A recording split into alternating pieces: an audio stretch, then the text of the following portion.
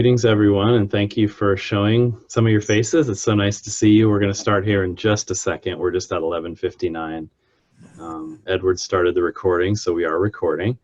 So we'll let a few more people join. Right now, I think you all, what's nice about this format is you can see how many people are in here. So San Francisco City College, can you see all the names of the folks on here? Yay, I see you. That's awesome. Or I should wave this way. There we go. Thanks for coming, everybody. Unfortunately, we don't have time to introduce everybody else on the call, but it's cool to see all your names show up here, so it's great. For those of you in attendance, if you'd like to pin the video, or if you want to use speaker view, allows you to see who's speaking in a little bit bigger box. So it's up in the top right. There's a little button. If you hover over it, you can use speaker view, and right now mine would be bigger. Or you can use the gallery view, which is like it looks like a little Rubik's cube. It's like the 9x9. I kind of like that one, so I can see everybody on, and you can certainly toggle back and forth as you experience the forum.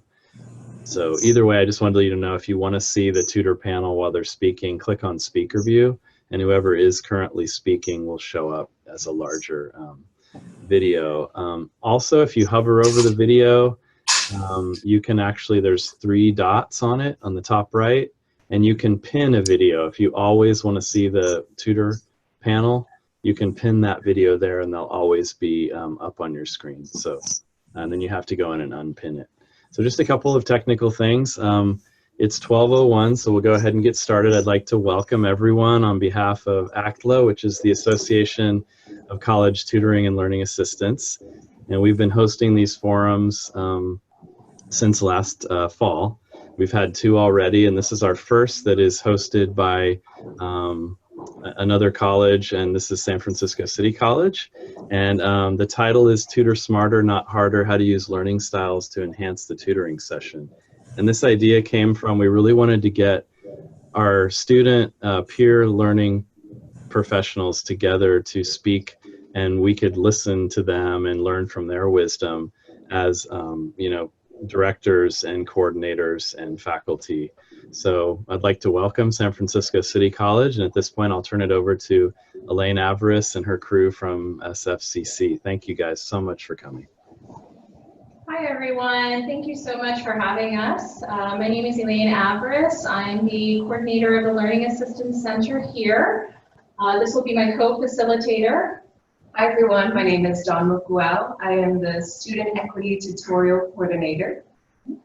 And of course, before we get started, we want to introduce the stars of our panel today. So we're going to have each participant introduce themselves and let you know a little bit about them.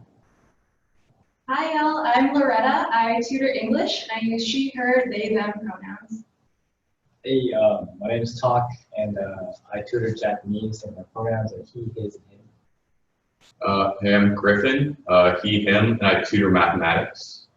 My name is Angela, and I tutor nutrition, and I go by she, her. Those are our experts today.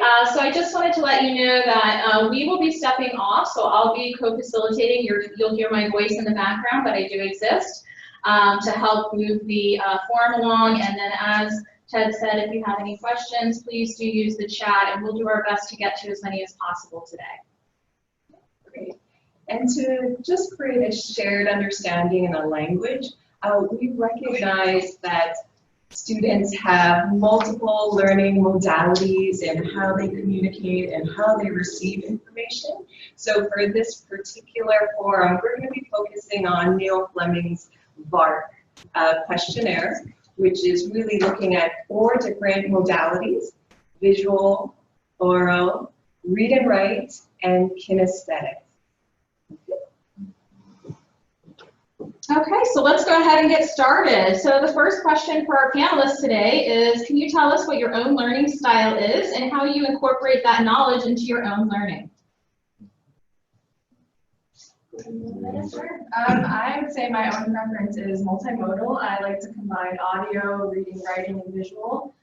So for example, I enjoy the lectures that I get to sit in. The information, just hearing it out loud, I think is really helpful. And reading the content, so bringing my textbook, bringing the notes, that I usually take are very useful and color coding that information accordingly.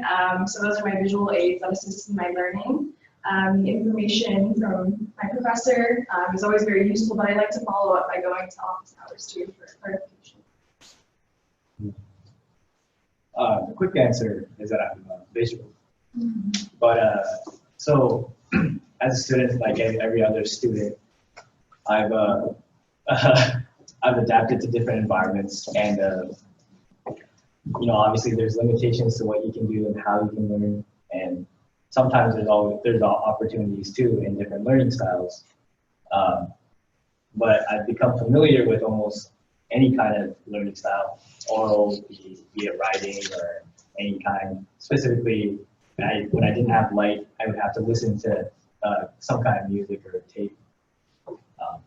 And yeah, so I'm pretty good with a lot of things. I'm mostly kinesthetic with oral in the idea that I really like to talk about an idea with a group, but that's like fits pretty heavily into the kinesthetic idea. And incorporating that into my own learning, for me, generally in like math classes, which is the hard classes that I take, the lecture is kind of just like an aid. It's like an intro, and then I get most of my understanding from working through the material and doing homework problems, et cetera, et cetera.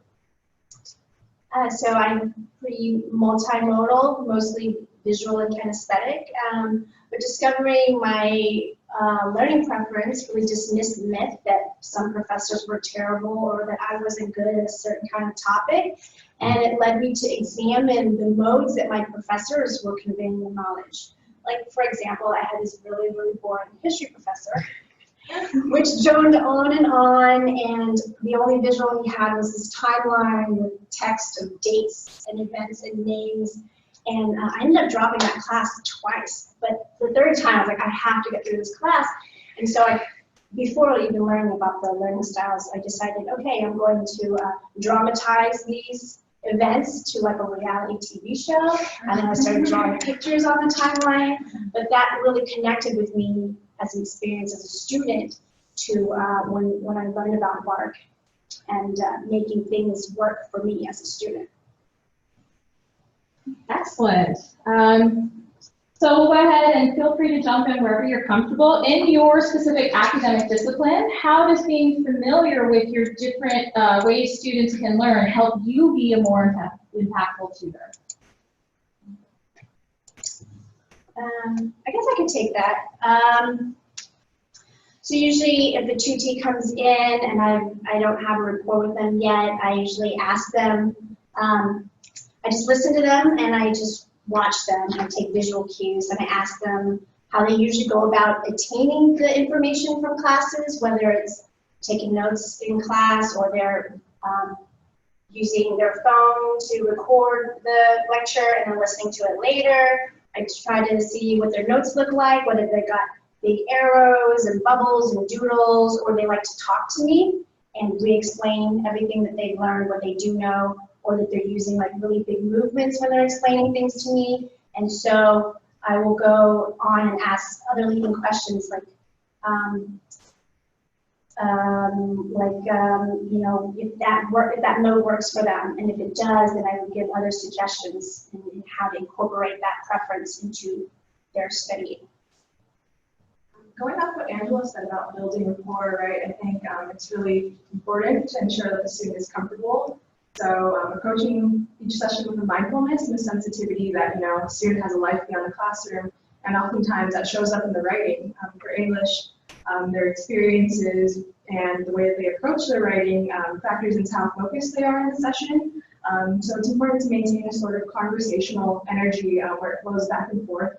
Like it's an exchange of knowledge, not you know, just one person doing a one-way communication type of style.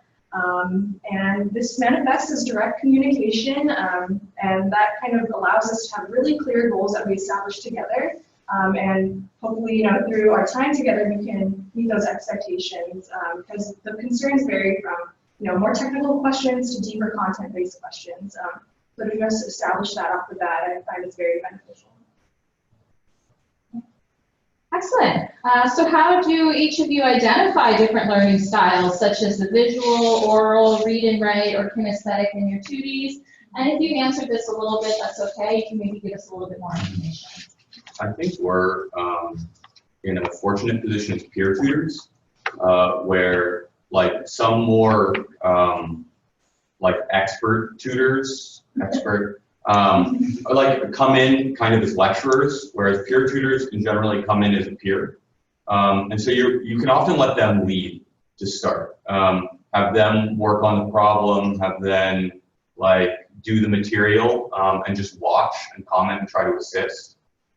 So I think we have a very like good way to start a tutoring session with someone you don't know.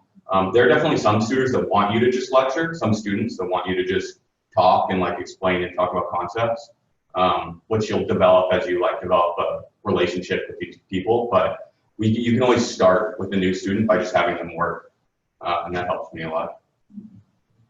I'd like to add that, and it's a little bit of a side note, but when we were learning about VARK, I found that it gave us a tool to advance the learning session, and it comes down to, like you said, Loretta, increasing effective communication between the tutor and the tutee, and it helps us understand the best way to guide our peers and give them suggestions on how to study. And for example, in a sharing session of other peer tutors, there was no tutees there, I had noticed that a fellow tutor kept getting frustrated with all of her tutees coming in. She's like, why don't I just read the book? And I just tell them to go back and read the book. And this was before we learned that there were different modes of reading. And so it dawned on me, I was like, maybe her preference, her mode is read write. And so she thinks that that's the best way for everyone else. And so when we have learned about or expanded our knowledge about different modes, we are better tutors. We can help them better. And that alleviates frustration between everyone, and everyone gets their goals accomplished. Yeah, to add to that, like I'm a Japanese tutor, so the language, everyone has different learning styles, and I have noticed that a lot of people, they will read the book on their own, but when they hear someone else reading the book to them, say, or they're going to highlight different aspects of what they didn't notice or whatnot, they tend to catch more things than just reading on their own. And so definitely the reading or different reading styles is a key in tutoring. Excellent. Anyone else want to share about that topic?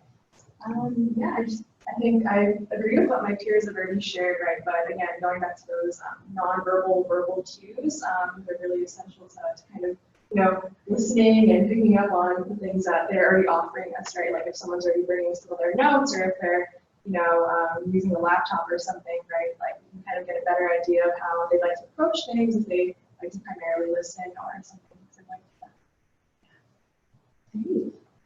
that. So once you identify them, how do you incorporate specific learning strategies to engage your tutees in the learning process?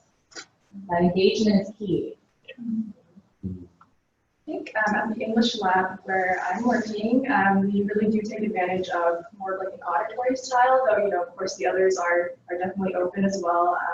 But a lot of it is conversational, and I usually like setting up, ask them what they think about the subject, what they already know, right? So framing it with the knowledge that they're bringing to the session, and kind of asking more about their study preferences too, like, where do you study, how do you take notes, what's your writing process like, and then, similarly, kind of asking once, we introduce content, if they can summarize that back to me verbally, or if they feel more comfortable maybe writing that down.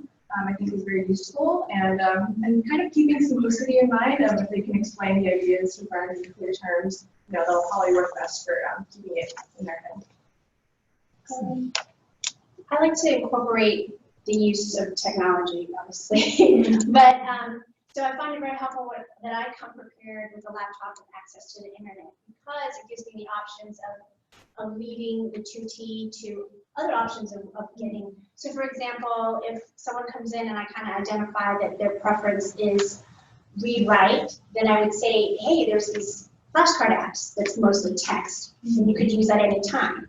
Or if they're they're getting the information and it's just notes and text from class and they're really more visual, then I would go online and find an image that portrays that information, but with symbols. Like for nutrition, I had a 2T come in and she was like, you know what, I don't really understand the digestive tract and it's all in text. And I said, okay, here's a picture.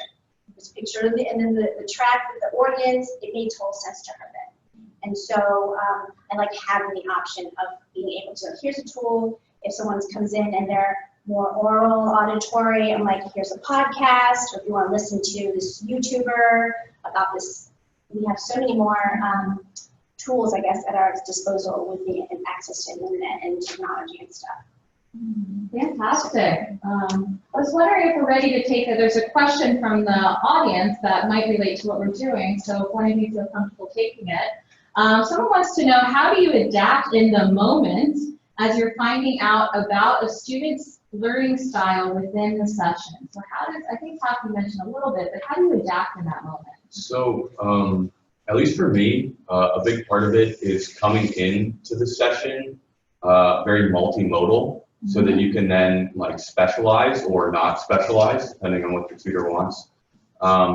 So normally I'll come in by like, we always have these little cards, little pieces of paper. So I'll come in and like write some stuff about the problem and talk at the same time, so that, and try to like notice what they're doing and then specialize. And then like after 2 or 3 minutes of like talking and writing stuff, I'll give them an opportunity to become like the person doing the problem themselves, in case they're kinesthetic. I'm probably, it's a little harder to get read write in my case, because we're working on usually a specific math problem. But you can also prompt to like look in the textbook with them and work. But I think just starting multimodal and then trying to adapt from there is generally my strategy. Excellent. Okay. Oh yeah. I've become way more patient with people in general after being a tutor, and I usually, like you said, you observe what they do, and you don't necessarily have to adapt in the moment. You don't have to feel rushed to adapt, quickly. You have about 20 minutes. We've gone through a tutoring cycle, and that you have a leeway from your introduction to your actual tutoring, figuring out how they approach, or how your peer approaches their learning. And by observing, like she said in the very beginning, if people highlight it or make arrows or whatever, if they have song lyrics written on the side, it's a sign that they love songs. They might remember vocabs from songs. So yeah. Excellent. And I think also if you do, I'm fortunate in that the math tutoring section usually has 4 or even 3 to 5 tutors working at a time. So also with students that have like rapport and you have like a history with, you can also really rely on your fellow tutors. I do try to like do whatever learning style, but I'm definitely best with students who are like oral kinesthetic and want to sit down and just talk about the problem and work through parts of it. Whereas another tutor that's almost always working when I am, named Morgan, is a lot better at creating like very comprehensive lists and very like good visuals.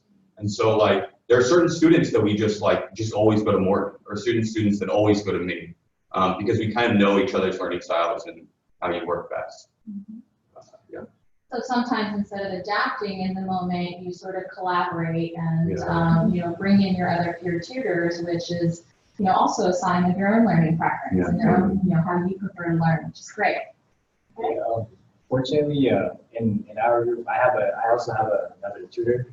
We don't really have to. Surprisingly, everyone goes to either of us. Apparently, we're both adaptive. My fellow colleague in the Japanese tutoring center, or not Japanese tutoring center, but I tend to focus on playing, not playing, but I was going to say playing games specifically, talking it out, reading it out loud, making songs, being creative.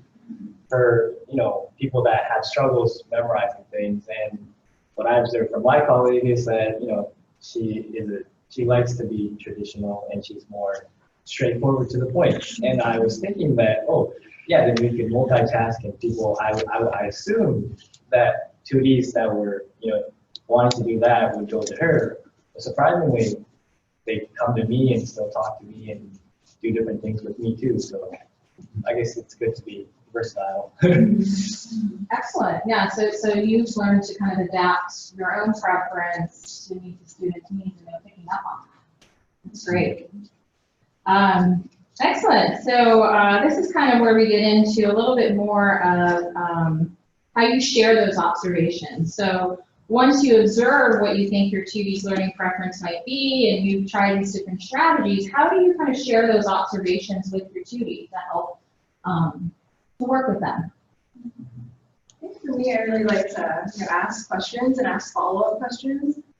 So asking them what they observed about their own learning, if there are any patterns, right? So offering that to them, and then that's where I jump in and ask that what this implies for the future. Like, how can you sustain what you've learned today and apply this further? And for example, right, if we're trying to correct grammatical errors, maybe keeping a log of errors that they often tend to make, and then from there they can kind of notice patterns that are pretty prevalent in their work. And I find that it also helps for them to read things aloud too. Right, so once they can do that, they hear the words, right? They enter the space, and then you can identify potential errors too. So just checking too what the instructor has also pointed out. So making that connection between what they learned in class and then what they've also personally learned themselves. And we also employ like this follow-up email system too. So we kind of send like a brief written note about what we went over today, strategies, best practices that they can use in the future. If they encounter similar assignments, so making these suggestions verbally and in the follow-up note, I think really supplements their understanding. I'd like to add to what Loretta has said that when at the end of the tutoring cycle, which is about 20-25 minutes or so, I usually review with them what we've gone over, and then I'll say that, oh, I also noticed that you like to do this, or you like to do that, or you felt more confident when you were conveying the information to me this way. And so moving forward, how do we, maintain the success or the, to keep you organized in the future? And so it'll be like, well, I noticed that you were having a hard time memorizing these things, but you really like to draw on them. So, I suggest that you do coloring books for like anatomy or physiology or biology to really get this information, in your mind. And or for the people who like to write, it would be like just make handmade flashcards, or you could do the flashcard apps. Or if you really like listening, why don't you try video recording your teacher's lectures and then listen to them later when you're washing the dishes or folding the laundry. So those suggestions moving forward to them, for them to just become better students overall, is what I usually try to do at the end of the session. I was seeing the question in the chat. So why not? Yeah, great, good job. So we see a solid question in the chat. So I think Talk's gonna take this one. We'll go ahead and share that. So what is the balance between helping students see what their learning style might be, showing them different examples of each multimodal, as opposed to relying only on what the student tells you their learning style is? Do students always know their learning style and have it figured out? What do you think, tutors? It really, that question, the reason why I picked it up is because it really relates to the question that we were just asked. How do you, like what you think learning preferences and whatnot. I usually tend to figure it out by initially making, if the 2D comes in with a question, say like they don't know how to do this, they don't know a grammar point or whatever. I tend to usually refer back to the book or the professor, or try to make the 2T remember what they were told or what they have read. And so they track back in their memories or whatever study method they did and come up with something. And by making them explain what they learned or what they remember, I can identify, how they remembered the object or how they remembered the grammar, or even, where they're looking at.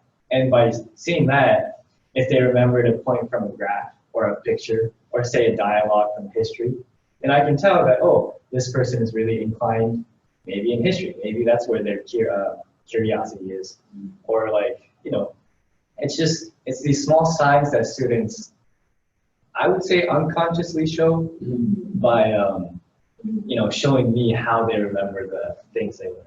Yeah, I totally agree. I think most people have a better subconscious knowledge. I don't know how many people have like a very conscious, like well-formed knowledge of their learning style, but I feel like most people have a subconscious understanding of their learning style. And usually they have a better subconscious understanding of their learning style than I can diagnose in like a 15-minute session.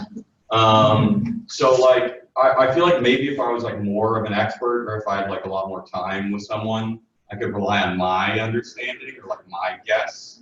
But yeah, I think it's really about relying on them and the way that they feel comfortable learning.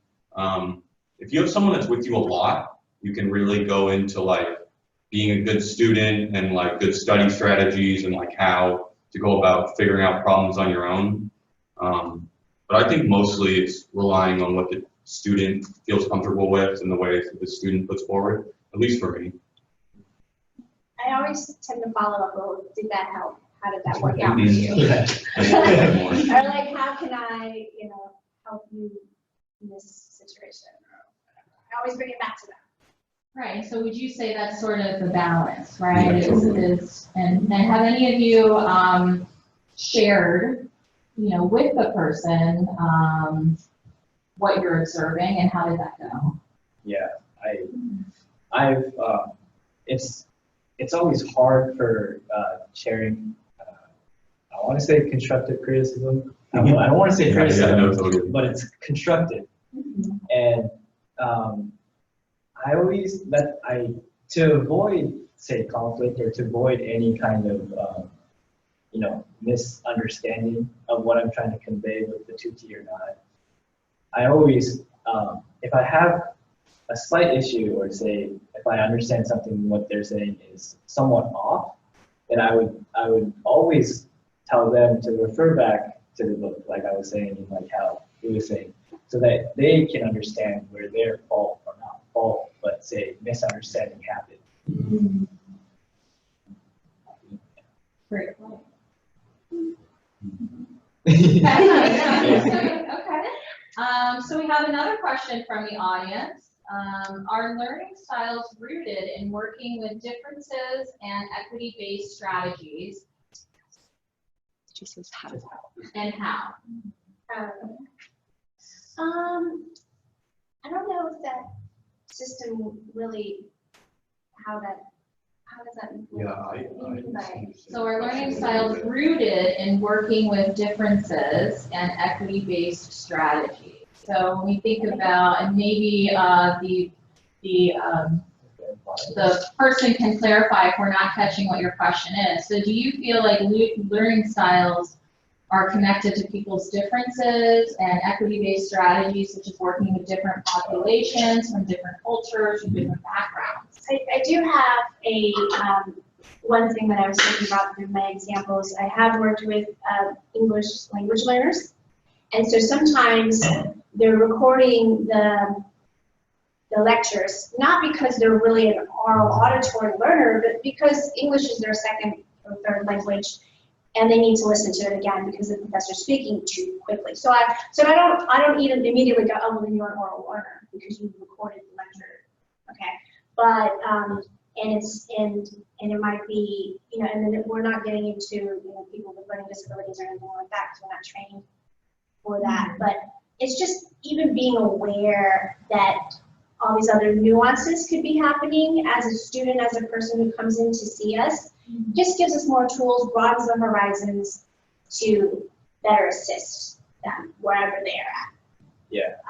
So, yeah, whether it's a language or a social thing or whatever is happening there, we want to be able to know that those things are going on so we can meet them where they're at. Yeah, like how I was saying in the beginning, say like, you know, I didn't really grow up with a lot of like, say, like it's super simple, but like I guess, yeah, and or like, say a phone or an internet connection or whatnot.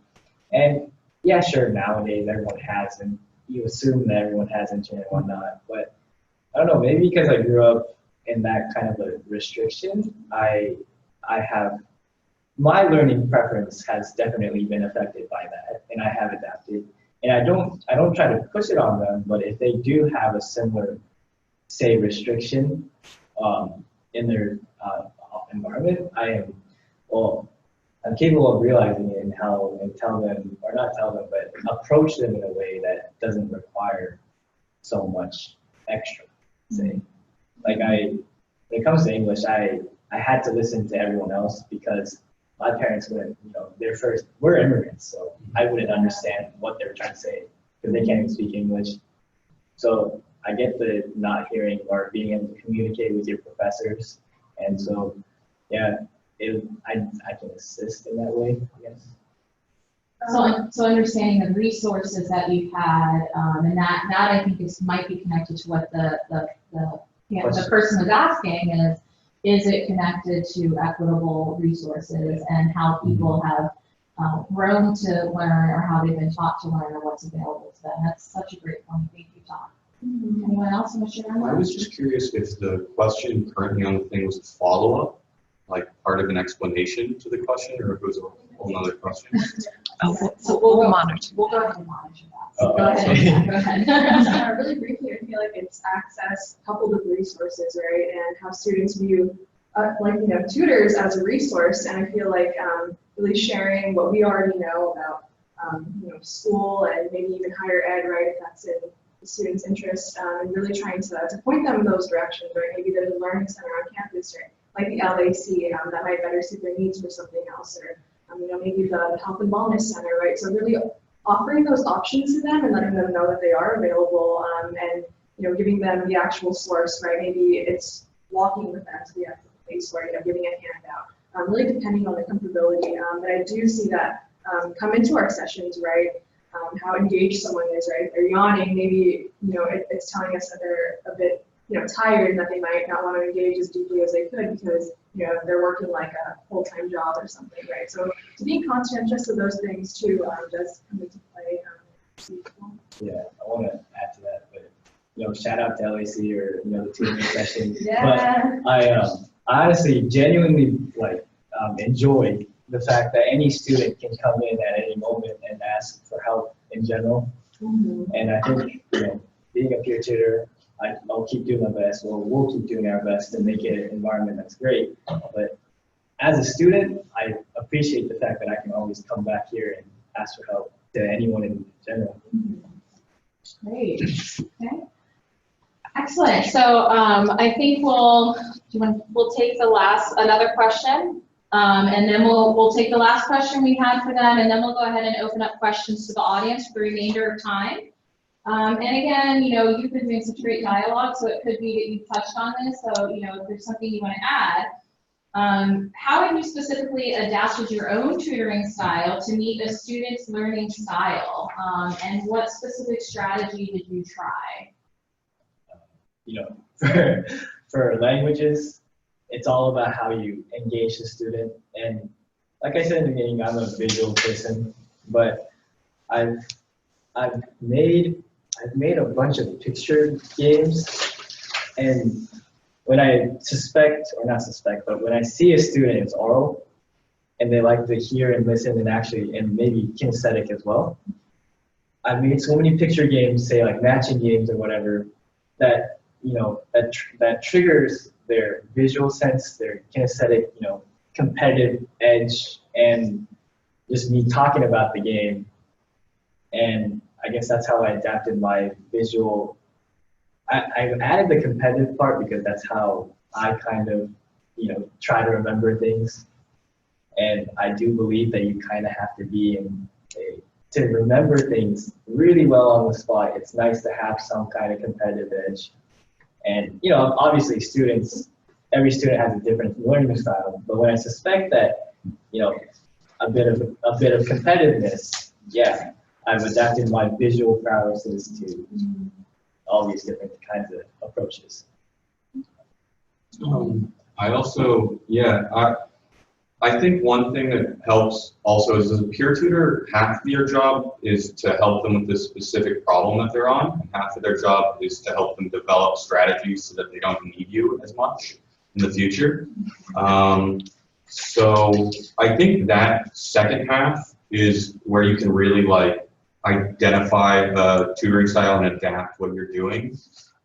So like if I notice someone's like reading, writing, often instead of what I would normally do, which is like talk about the problem and try to work with them on the problem, I'll ask them if they like know where it is in the textbook, and then they'll open the textbook and then we'll like look through examples, because I think that's the strategy that a reading, writing person best can use on their own, like without a student, is like developing skills on like looking through textbooks and deciphering textbooks. So I think, especially if you have like luxury time with a student and you're not like swamped, you can really go into those, just like strategies on what they can do in the future. Yeah. Awesome.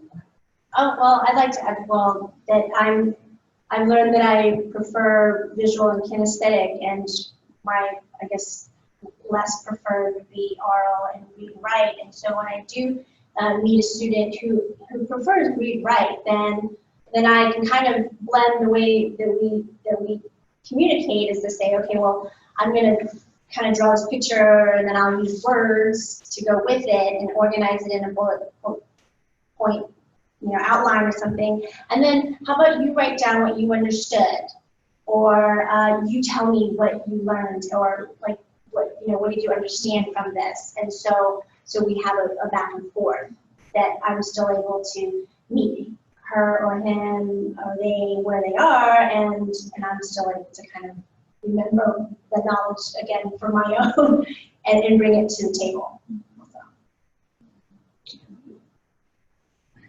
Such a rich dialogue, and we've engaged so many participants here. So I think we're going to go ahead and start taking some of these fantastic questions. So feel free to, if you need a second to think about it, it's okay. No pressure to jump right into these surprise questions.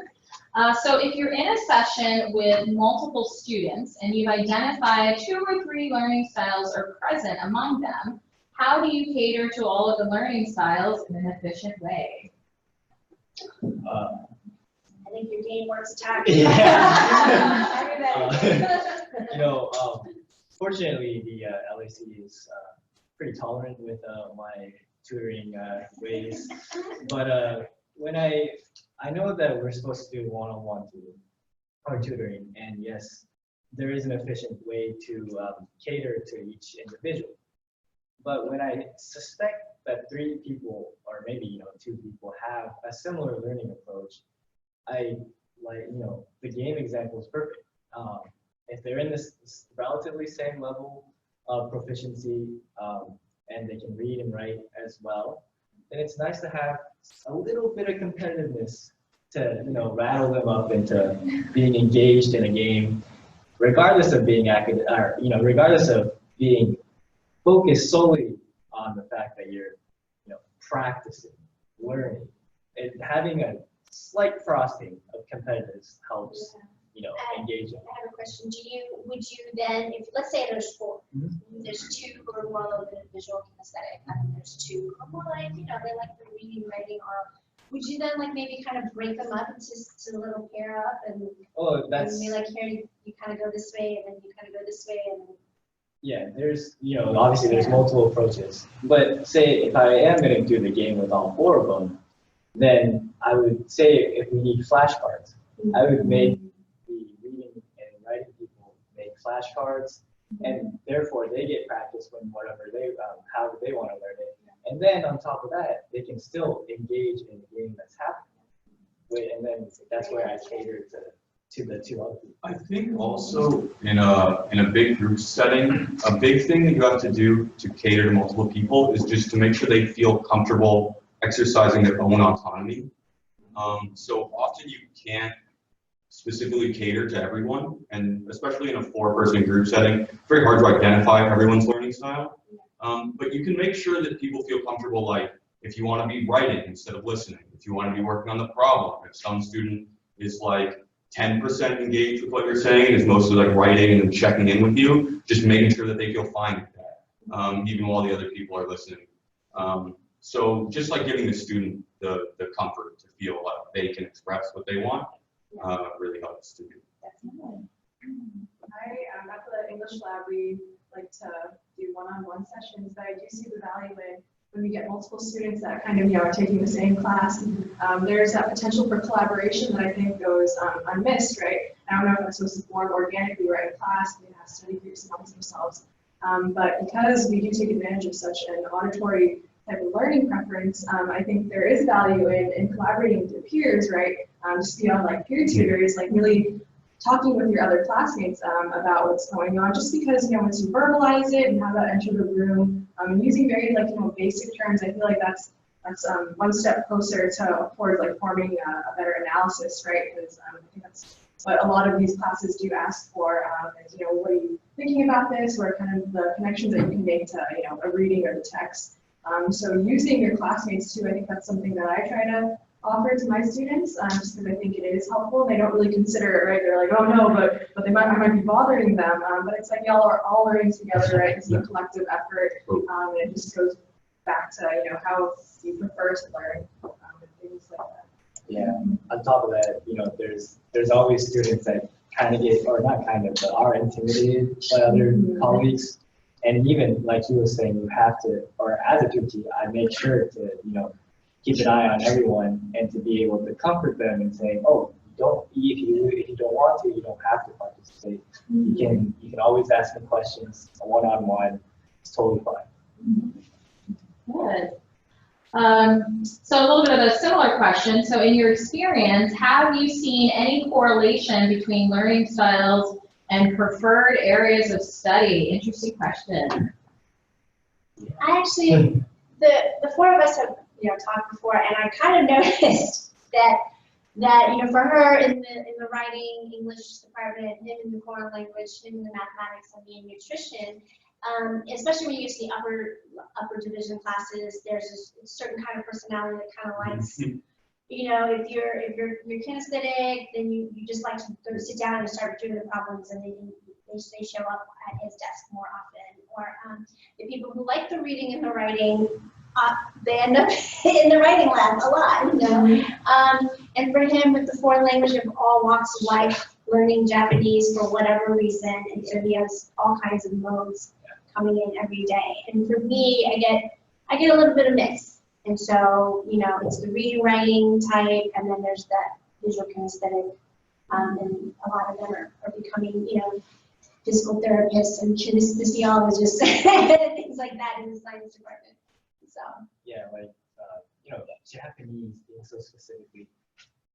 A lot of people come in to just, I want to understand anime, or I want to read the books, or, I've gone to Japan before and when I go there next time, I want to, be able to communicate. And then there's also people that really want to learn everything about Japanese and be teaching in Japan later. And so all these different, levels of intensities and all these different, where their interests are, definitely has an impact on how they learn. Like history. And the different topics that they're drawn to. Yeah. Yeah. It's we don't want to generalize everything, but we kind of see a little bit. So it looks like someone's curious about what's been the most useful professional development you have received to learn about and utilize the learning styles in your tutoring role. What's been the most useful professional development? I think VARK is one of them, and the other one that I really enjoyed and took a lot from was the cultural diversity section, learning about our unconscious biases and just, opening up to, again, meeting ourselves and even, on our student population where they're at. And so.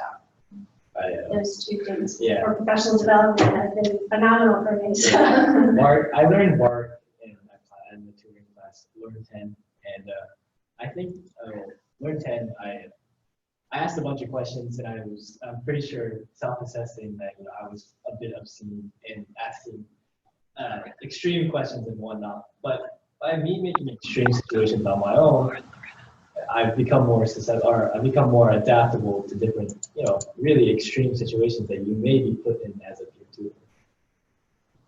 And Learn 10, yeah, definitely helped a lot. And how about you, Laura? Any additional or types of professional development that you feel help you with these sort of learning preferences or styles? Sure, yeah.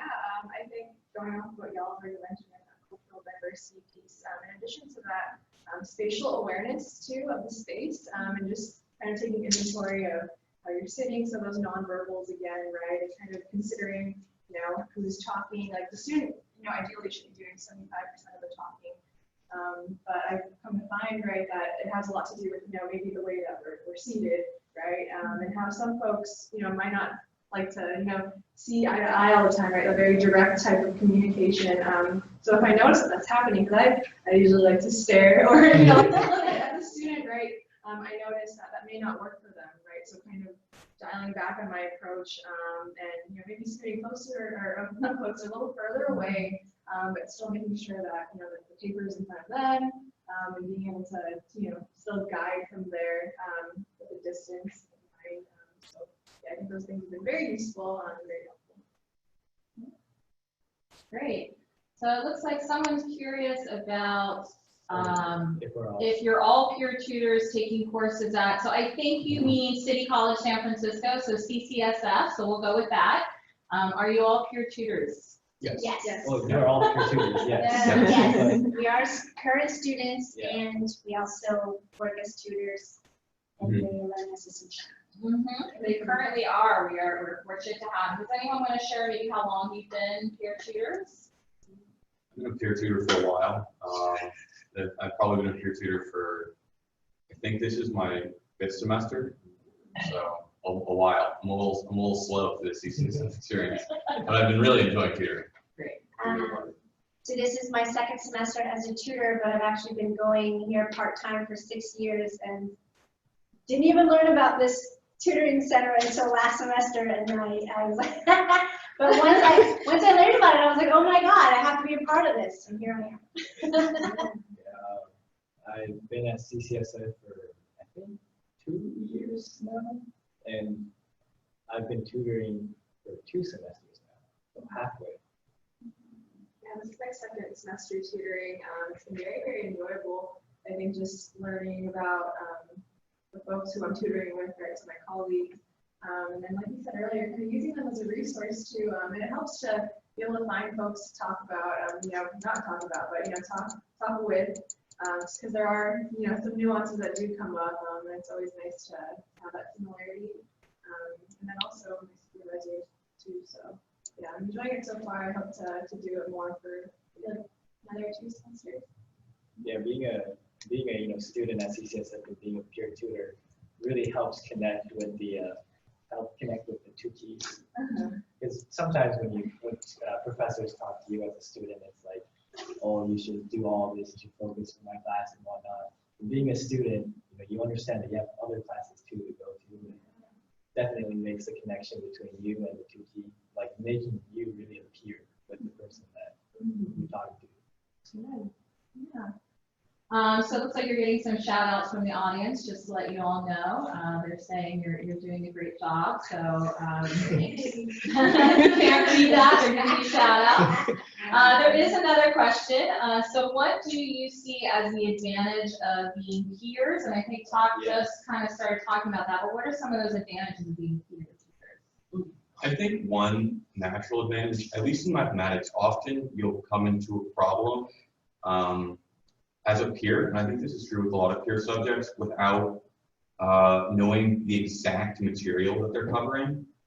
Like someone will be trying to find like 3D areas in like a very specific vector space. And so my process of teaching them is a lot more about like discovering the knowledge than it is about like regurgitating the knowledge to them.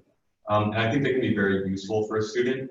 It often involves, for me, like, we'll look at their textbook, I'll ask them if they have notes, we'll look through the notes, we'll look it up online, and then we'll like work through it. We'll be checking the answers as we go to like make sure everything's accurate, everything we're doing is correct. And also like asking other people, other tutors in the room, after you finish, if there was like a more efficient way. And I think that like very organic process of learning can be really useful for a student, especially students that are just starting the college track and the college situation, to building their own process of learning and like discovery of knowledge. That's really good. I think that as being a peer keeps us in that mind space, or we're going through midterms, finals, and all the struggles along with them. And so for them to come to a landing base knowing that, hey, we're going through the same thing. We're going to help you get through this too, okay? We're going to get through this together. So being able to see eye to eye, them feeling that they're being understood more than like being talked down to, or like come away with these expectations, even bigger expectations, like, oh, my tutor said I should do all these things, but like I would not do that to another person.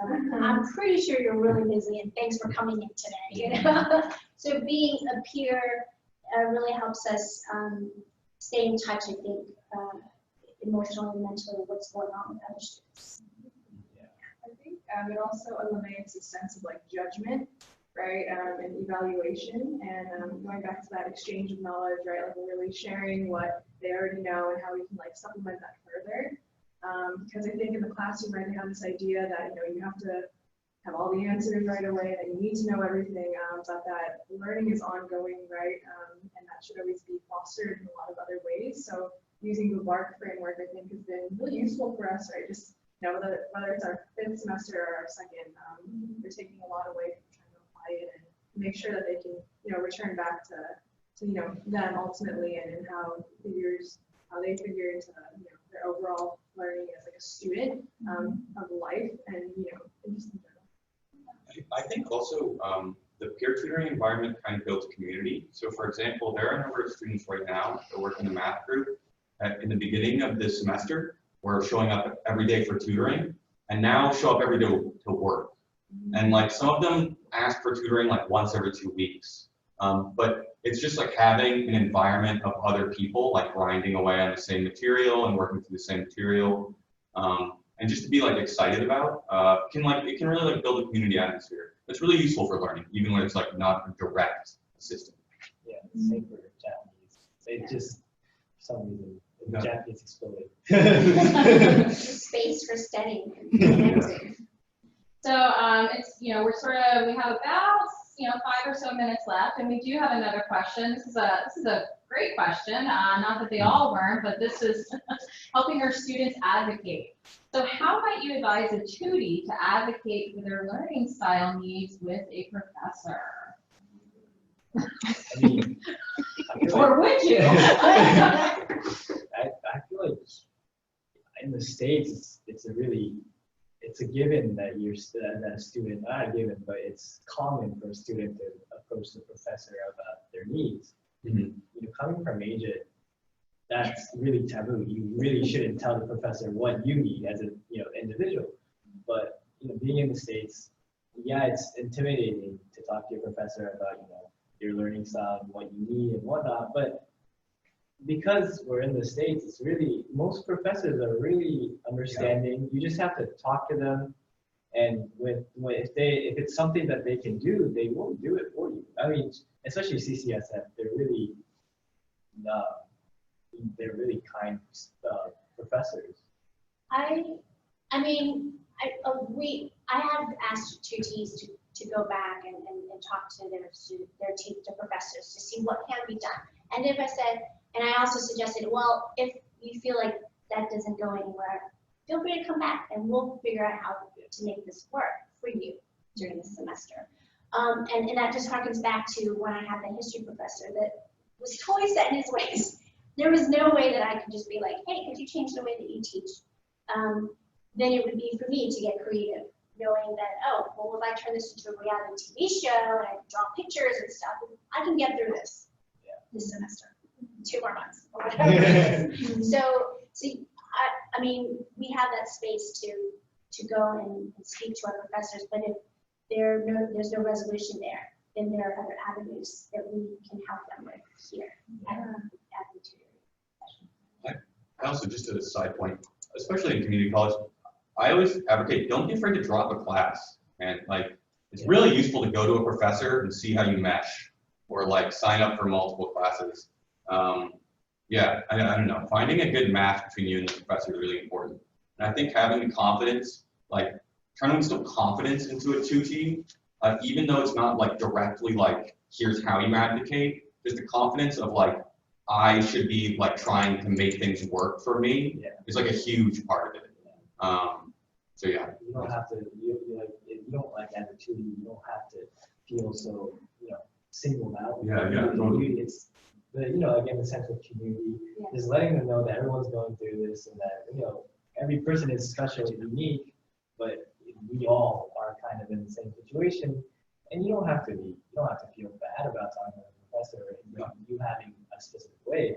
It's all right. You just have to, cater. You can cater to yourself and also cater or make someone else. We're just helping the tutor adapt. Yeah. Right? We're always going to have some other obstacle. Yeah. Well, we just need more tools. I think being able to know how to adapt goes back to knowing what you're capable of, right? And like what Griffin said, right? Maybe potentially dropping a class, right? Considering taking it at a better time when you're taking 3 other classes, right? And making sure that you're eating and sleeping it, and those things that may seem like they're very intuitive, but they're not, right? So fostering that in the space and kind of checking in on them in that way, so without being, of course, too intrusive, but just having those reminders, I think it's always good for them to hear, even though it's not from their mom or something, it's from here. Yeah. So sort of agreeing to, just in general, helping your tutors learn advocacy and self-awareness and self-esteem and confidence, and then ultimately that might lead to feeling more confident in sharing how they learn best. So I think we are right out of time. We have a few minutes left, and I want to make sure that our hosts of ACTLA can wrap things up. So before we do so, of course, I just want to take a moment and thank our panelists for your time and your experience and your knowledge and your flexibility. And we look forward to sharing this, through the ACTLA website. And if we didn't get a question, we'll do our best to see if we can follow up through our hosts. But thank you so much for joining us, City College San Francisco. Thanks for having us. Thank you. Hey, thank you guys. You were really amazing. I think you did just great work, and we're really inspired to hear you. I think that was wonderful, and I just want to say thank you on behalf of all of us. We learned so much from you, so thank you very much. This is great. And on behalf of ACTLA, we do in our audience, we have our president, Lindsay Laney, our president-elect, Edward Pollert. I'm the professional development coordinator for ACTLA, and I do want to invite anybody who's on this call. Don't forget we have a conference coming up at the end of April in Las Vegas. Next year's conference is in Berkeley, which is closer to you all, up north, and then the year after that it'll be Los Angeles. So we're excited to see anybody, and if you like this kind of discussion, this kind of exploration of topics, this is what we have to offer at the conference as well, and we'd love to see some of you students. So please lobby your coordinator, see if you can get there, because we'd love to have you be a part of it, present a panel there as a session, something like that would be great. So thank you all. We will be posting this on the ACTLA listserv where we've recorded it. So we'll have the recording will be sent out, and it will be captioned, and so we'll make sure you guys can check with Elaine, and she'll get you a copy of that as well. So thank you guys so much, and I think we're right there. I posted one thing we couldn't get to work was the polling, and we just want to know, is this something that you all find useful? What would you like to see in the future? And we're really happy to have the students involved, and I'm hoping there were some students also watching, because you guys can learn a lot from each other, students from all over the country learning from your wisdom. So thank you all very, very much, and we'll see you all next time. All right. Thanks.